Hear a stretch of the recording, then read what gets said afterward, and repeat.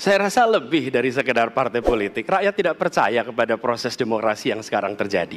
Itu jauh lebih luas dari sekedar partai politik. Ketika kita bicara demokrasi, minimal ada tiga. Minimal tiga nih.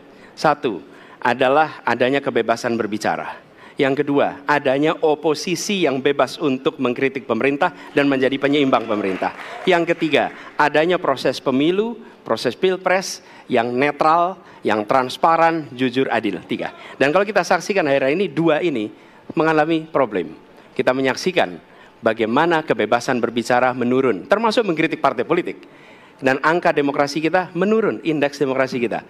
Bahkan pasal-pasal yang memberikan kewenangan untuk digunakan secara karet kepada pengkritik, misalnya Undang-Undang ITE atau pasal 14-15 Undang-Undang nomor 1 tahun 1946.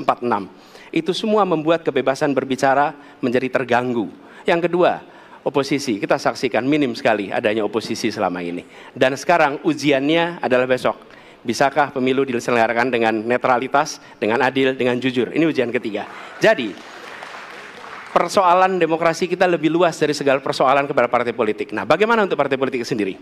Partai politik baru mengembalikan kepercayaan. Tapi di sini ada peran negara. Menurut saya salah satu masalah yang mendasar partai politik ini memerlukan biaya. Dan biaya politik selama ini tidak pernah diperhatikan di dalam proses politik. Untuk kampanye, untuk operasional partai, semua ada biayanya. Sudah saatnya ada transparansi, sehingga rakyat pun melihat ini institusi yang bisa dipertanggungjawabkan. Jadi salah satu reformnya adalah reform pembiayaan politik oleh partai politik. Terima kasih.